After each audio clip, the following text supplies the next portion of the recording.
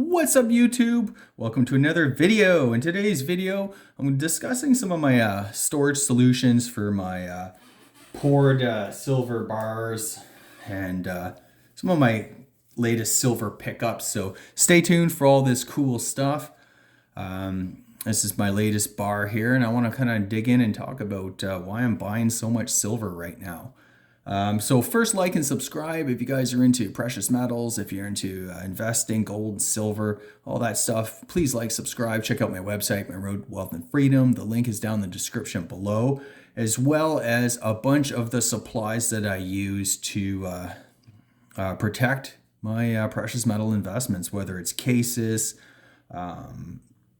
certain types of like cotton sheets and stuff like that, capsules, tubes, all that stuff. Links are down in the description below.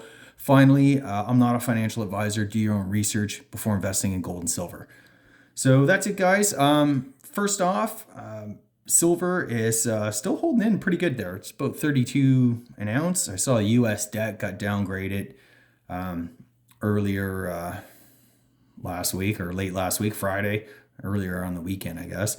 And yeah, some yields went up, some little bit. Doesn't really seem to be a huge impact yet, although I will say gold and silver rose. Yeah, anyway, so why am I picking up a little bit more silver now? Well, first of all, the price of gold is literally through the roof. Gold is a great asset to own for financial insurance, for protecting your wealth. But I've decided to put a little bit more money into silver at this point, simply because it's the relative value. I mean, it's trading at 100 to 1. So I'm betting that, it'll probably go back up, at least, or that ratio, shall I say, will probably go back down to maybe 80, 85, something like that. But yeah, I mean, this stuff is just kind of like a long-term hold for me. And yeah, I'm really stoked and excited to have picked up another 10-ounce bar. So this is a Johnson and Matthey small logo 10-ounce bar, 3.9 fine. And yeah, I like the pour lines. You can see. Yeah, these are really cool vintage bars. And you gotta pay a little bit of a premium for them versus the just like kind of the generic ones. But I don't know, for the character, the history, and stuff like that, I'm kind of a sucker for that type of thing. So I don't mind paying a little bit extra for a really nice vintage silver bar such as this. And in my last video, I was wondering about storage solutions for some of the silver, and I'll kind of tell you guys what I came up with. So first of all, if you guys have any sort of precious metals or coins or anything, you need silica gel packs. These are like moisture munchers. I got this from Amazon. I'll link this stuff in the description below. And very good. If you have a safe, throw a couple of these in. If you got a box or silver or whatever, throw a few of these in. My second thing is I got this acid-free archival quality paper, and I'm gonna kind of just wrap these bars in that, throw a few of these in, and I also got some organic unbleached cotton that I'm gonna put them in. I found this too. This is like a really good small sort of container. It's waterproof up to a point. I mean, I don't know. I didn't test it or anything like that, but mainly it has that rubber seal to keep the moisture out. Throws a silica gel pack in there, and it will fit about four of my 10-ounce silver bars there. So you can see. Let's kind of move this over a little bit. So kind of fit about 4. They had another type with a little bit larger. You could also use that. But this is kind of what I'm going to be, I think, using for these silver bars. So yeah. So I want to kind of show off a few of my other ones. So if you guys saw my last video, this is the large logo JM bar. Again, a very, very nice piece. Very beautiful toning. Very subtle sort of pore lines. Nice, beautiful, and vintage. And I'll show this one again. This is probably a really, I just find it's just spectacular. It's just this kind of blast white, almost like a crystal-like effect. I'm not sure if that's maybe some kind of milk spotting or whatever, but man, this is a really, really great bar. I'm really happy that I got this one. Just stunning, that one.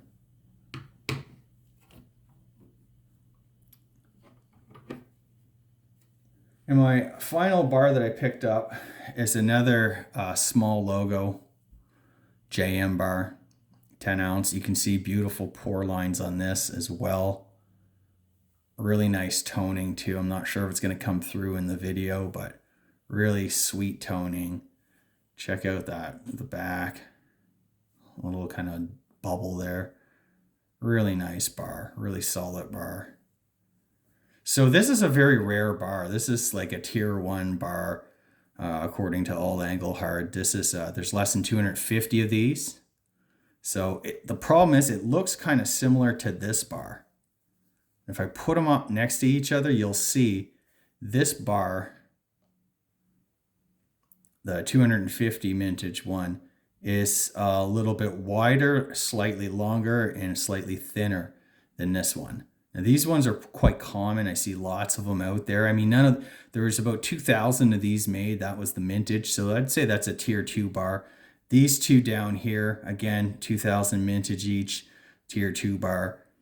But one of the things I saw on All Anglehard was that the difference between the bars, really, it's about size. And the example that they have is a stamp there with the 3 nines really close together. I'm not sure if you guys are aware of this or not, but I just want to say that, you know, they're not only super close together. A lot of the bars have them kind of far apart. That doesn't necessarily mean that they are the rare 250 mintage bar. Just kind of be on the lookout for that. What you really want to determine the difference between the two, as far as I can tell, is just basically the size, the measurements. I think this is 1.5 inches wide. This is 1.25 inches. This is 2.5. This is 2.25 inches.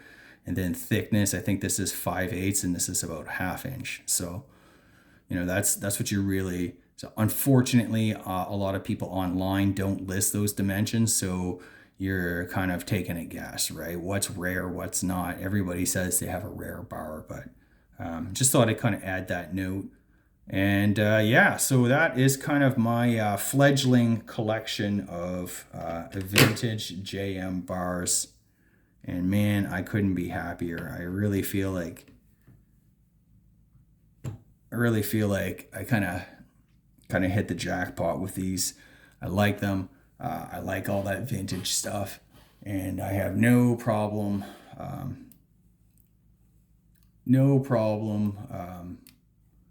It's kind of cool. You can see a little bit of a reflection, I think, of the bars and that. Yeah, I have no problem kind of picking this stuff up. I like it. And yeah, so to each his own, I guess. So I am adding a lot of weight to my silver stack. I don't have, I have lots of silver, but my silver tends to be basically like a coin collection and stuff like that. I have a lot of pure silver. I have a lot of silver maples and stuff too. Some Aussie kangaroos and yeah, a bunch of other 10 ounce like press bars, minted bars, basically.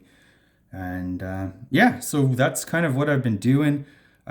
Silver's not super cheap like it was, but I'm just kind of, I feel the need to stack something if I'm not buying gold. And I got some excess cash. I mean, I don't mind picking up some silver ounces. It's not like I'm buying like huge amounts. A lot of it is kind of collectible silver, as you can see. But and just stuff that I like. You know, the other thing I'll show you guys is that I picked up some more of that silver Bull Bear.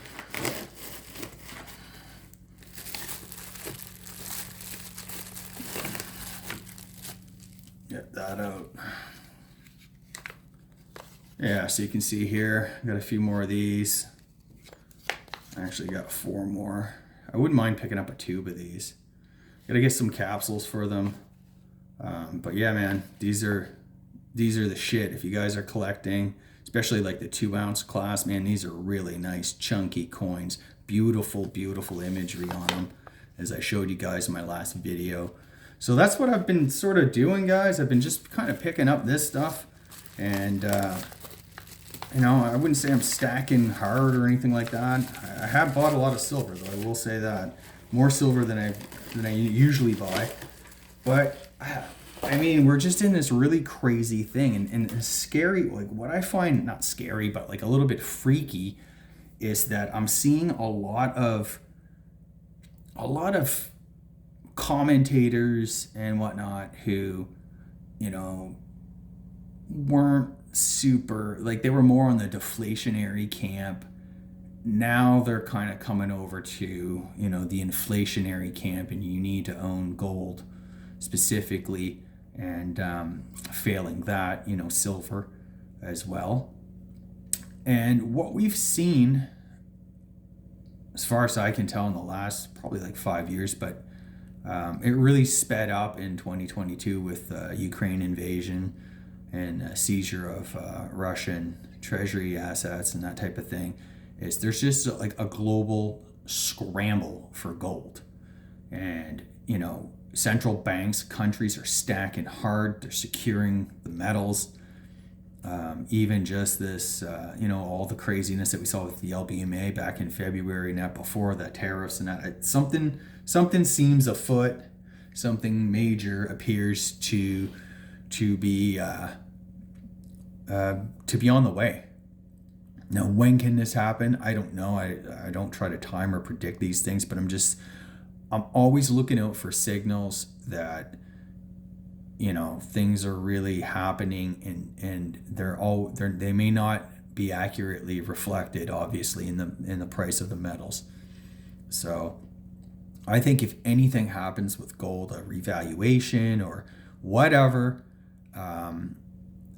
people in the West who don't really own any gold, and in even less so with silver, there's going to be a mad scramble for metals, physical metals.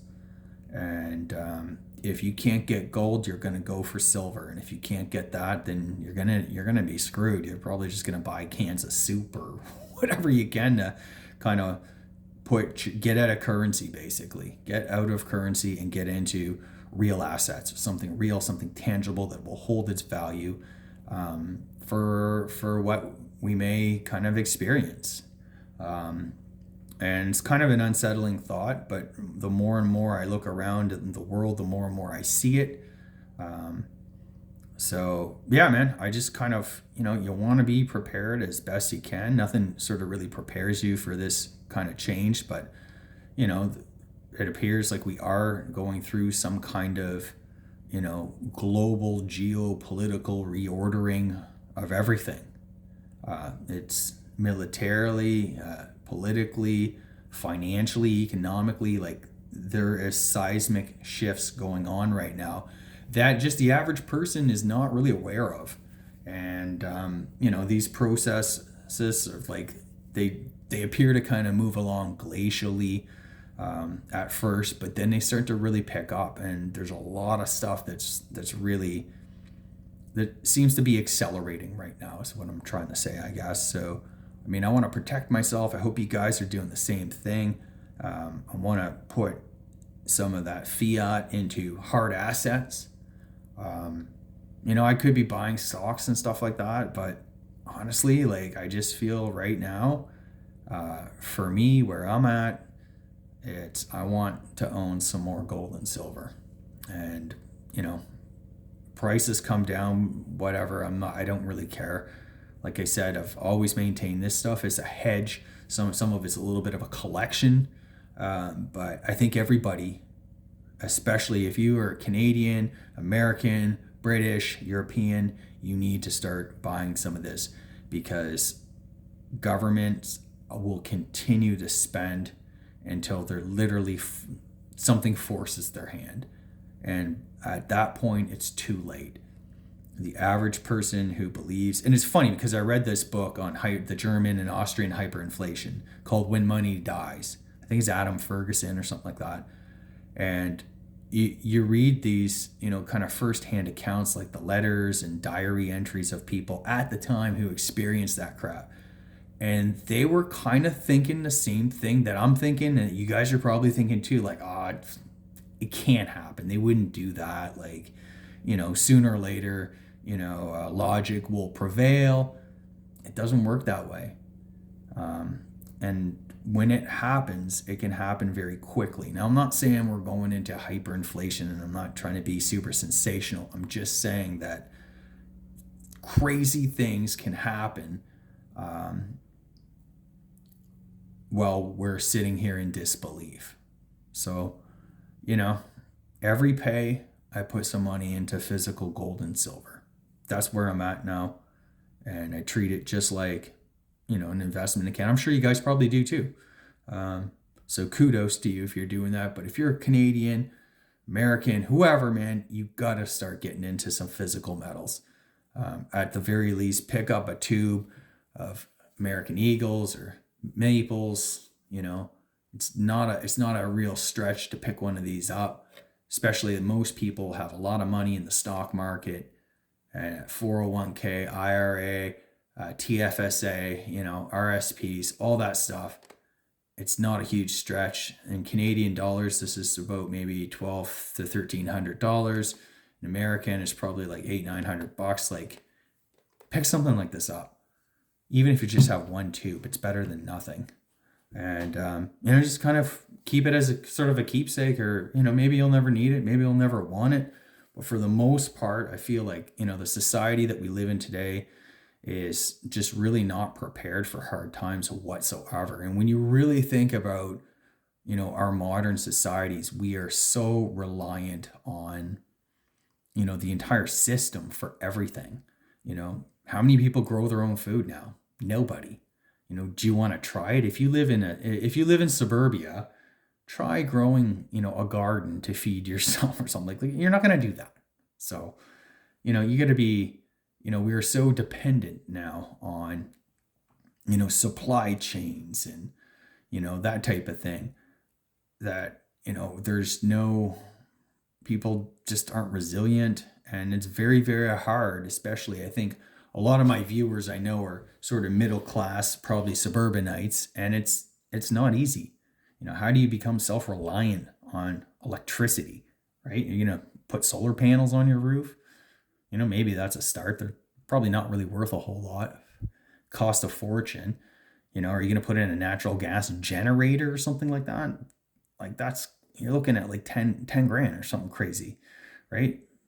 For something that you'll probably never use until, you need it, basically. So it's always one of those. Then you're paying maintenance, annual maintenance and stuff like that. Like, there's all kinds of stuff in this, like, prepping sort of community in that you can think about. But are you gonna buy a wood stove, and a cast iron or whatever, like, wood stove, and put it in your basement? Like, where are you gonna get the wood?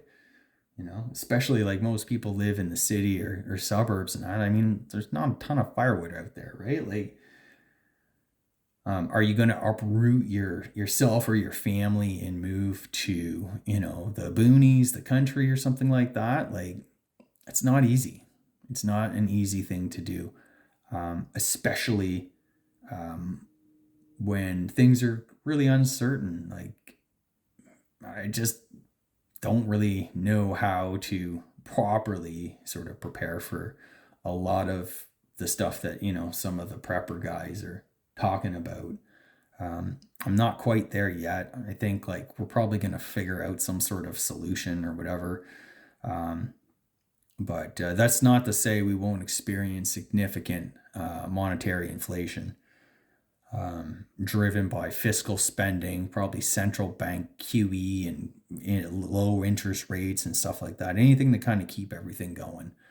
The debt's a huge problem as well. But again, if you're owning physical gold and silver, at least you have some type of insurance policy against all the chaos.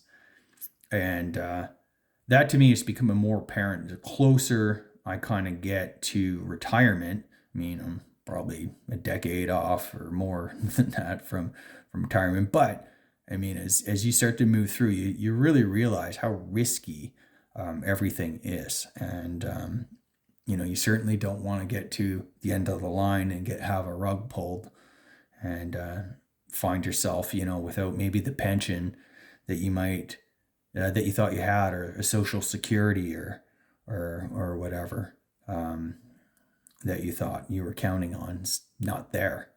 So then what? We see, like, as it is, people get pushed out of the workforce. The older they are, everything seems to be going more digital now. Amazon's really crushing the retail stores and stuff. So, there's not probably going to be as many like low entry level type jobs for, seniors or students. I mean, we're seeing this right now. So, but anyway, yeah, so that is kind of one of the reasons why I am sort of taking this seriously. I'm concerned, I guess, but not super alarmed. Obviously, if I was alarmed, I'd probably be buying a farm somewhere, doing whatever. But, it's concerning enough. And, we're seeing the signs and the signals all over the place that something major is afoot. It could take years. It could happen tomorrow. Who knows? But every day, every pay, as long as you're putting a little bit away into some real savings, gold, silver, debt-free land, I think you're going to be all right. So that's it for my video today. Please like, subscribe, check out the website, and check out those Amazon links. They're affiliate links. So I appreciate all your support. Thanks so much, guys. Cheers.